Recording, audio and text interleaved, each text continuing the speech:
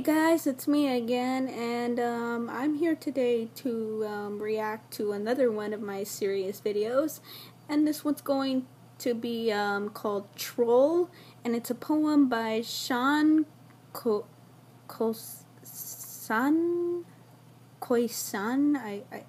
I'm sorry if I mispronounce your name. I just, it's some weird weird name, but again, just like I said before, this is going to be Serious Week, where I react to certain serious videos, and I want to let you guys, I want to know whether or not you like for me to react to some of these serious videos, and what you think about my personal opinion about it, and if you like my personal opinion, that's it's good for you. It's good. I mean, I feel like hearing me talk, no matter how much stuttering I do, which even in front of a camera I can do that, but I just, I just need to get used to doing that, and if you guys don't like me doing that, then I don't understand why you watch, but for people who do like to listen to my opinion, then thank you for that. I really do appreciate it. And just let us just get on with this, because probably I'm gonna have a lot to say, just like I did with my last video. So without further ado, let's just get started.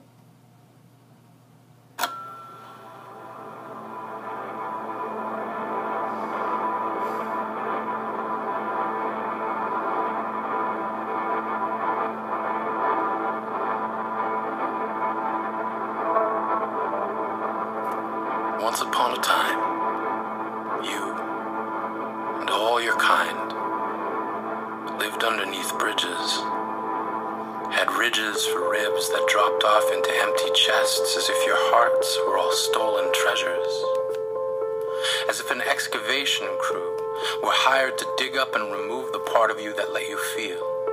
And while the world above you invented the wheel, you stayed put, knowing it would one day need to roll over top of you to get to where it's going. You had an endlessly flowing supply line of food. You began to brood over humanity and made meals of our hope, as if crushing our spirits would make your mirrors cast better reflections than the ones they gave, as if the only way you could save yourselves was to make the world ugly so no one would notice you hiding in it. You learned to knit pain into a kind of camouflage, treated hope like a mirage that you could use to lure in your next meal. You lived off of our fears if you could taste what we feel.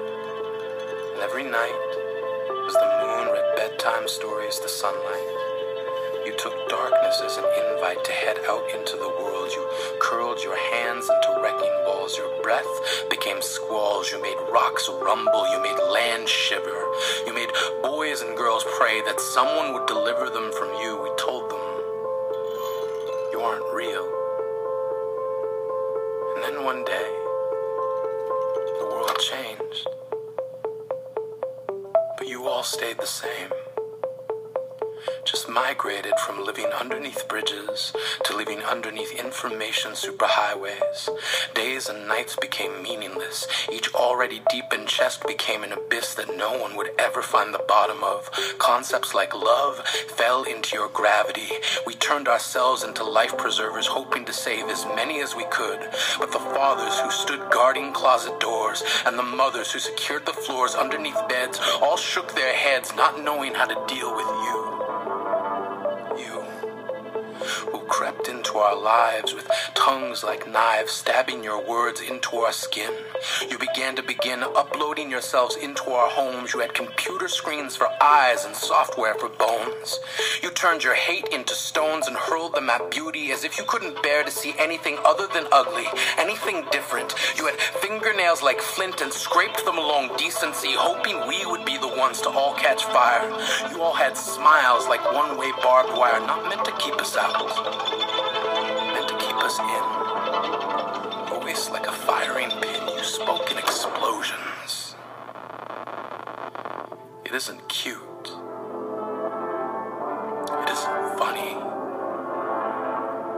You've talked strangers into death and laughed. And as each family learns to graft skin over the wounds you gave them, you hem yourselves into the scar. You have coaxed the sober back into bars, handed out cigars at memorials, offered nooses, cliffs, and pills to those who unfortunately found you before they found help. You have praised suffering, waltzed in between tragedies, gracefully dipping misery as if we would somehow be impressed with the dexterity of your animosity. You have cheered on rape, dashed through police tape as if it were the finish line in a race of who can be awful first. Even now, you somehow see this as an invitation to turn your keyboards into catapults, wondering which one of you can be the first to hate this best. Your loathing, already dressed in riot gear, ready to incite rage, as if each message board is a stage where you recite hostility, turning freedom of speech into freedom of cruelty. We are stuck with you, the same way you are stuck with you. Your mind is glue and it keeps malice fastened there like cheap wallpaper. We were once upon a time told that none of you exist. We dismissed you as make-believe or myth now, armed only with resolve. We can no longer afford to tell ourselves that you aren't real. We will not let you make your dinners out of the things we feel.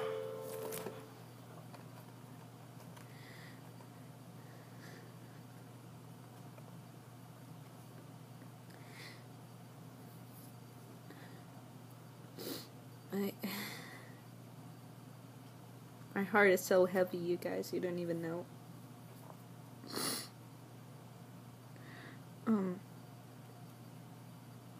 You know, back when I was a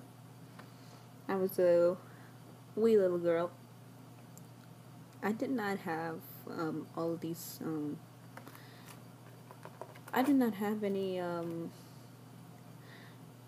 as much as the technology that we had today. I mean, I'm still like, you know, of the my tongue, young people, I would say. Like, I'm still like, you know, your average teenager out there. And, you know, as all teenagers, I also have a phone as well, and I record myself every day in front of a camera, hoping that, you know, people will listen to what I had to say. But back when I was like a little little girl, I did not have this much technology with me. I mean, pretty much all I had was a TV. And, you know, and even then, I had my imagination. And I used to play around with toys, creating worlds for them to go visit, creating places that I could go explore. I had an imagination back when I was a little kid.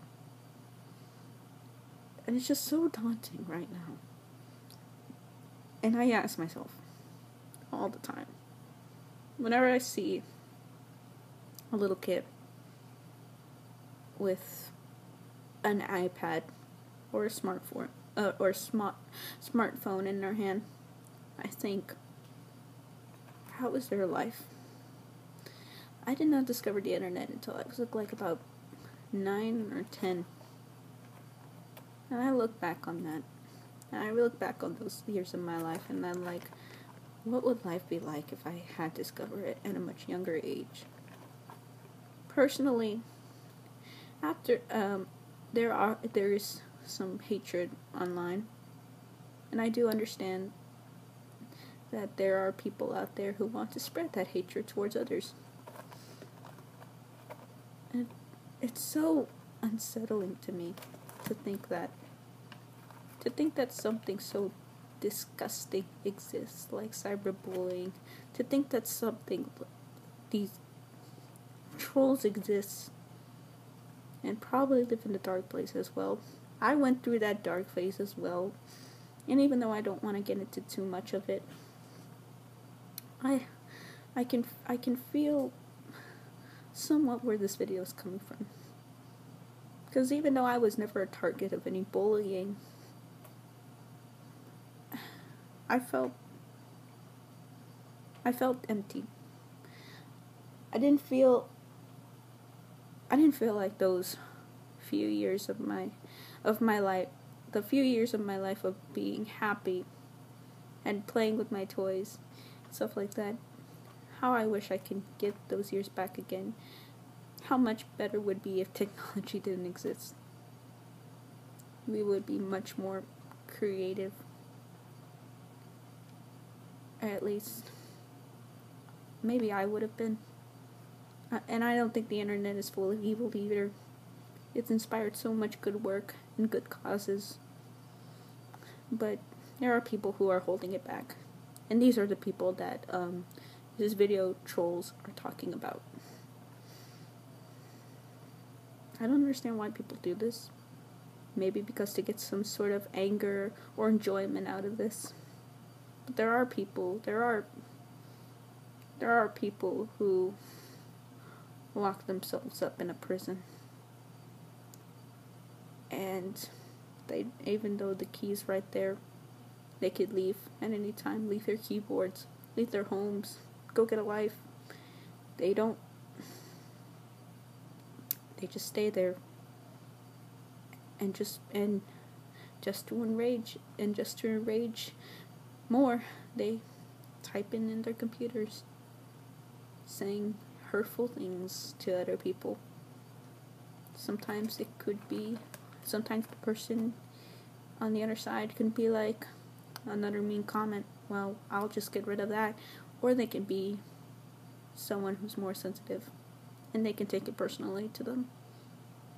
I have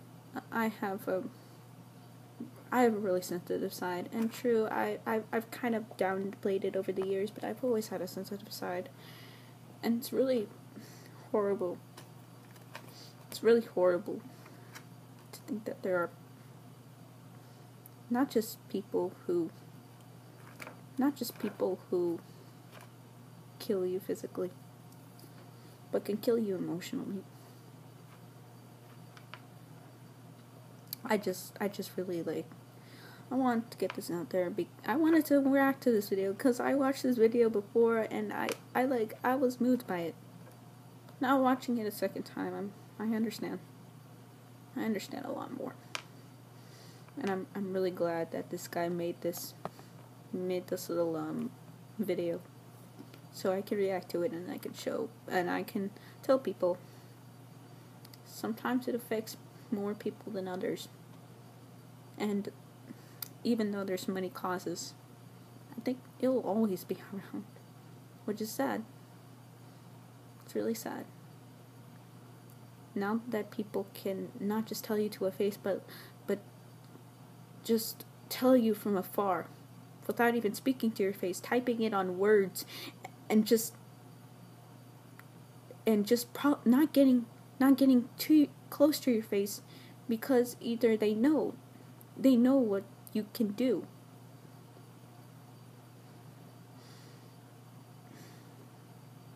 It's one of the hurtful people in our society today, and I wanted to react to this video so I can tell anybody who's going to be on the internet, watch out for those people, because they will criticize you, sometimes in a good way, which is helpful, and sometimes in a very bad way. And I'm just hopefully this will get out to someone who is unprepared for this, just like me, and hopefully people will understand that there are people like this out in the world, and they will hurt. Because people only care. It's like some people care about themselves to just trust themselves, and some people just trust themselves just because they want to hurt others. And that's pretty much all I have to say. So yeah. Leave your comments down below, and as always, JC Animation Critic out, and I'll see you guys later. Take Take care, guys.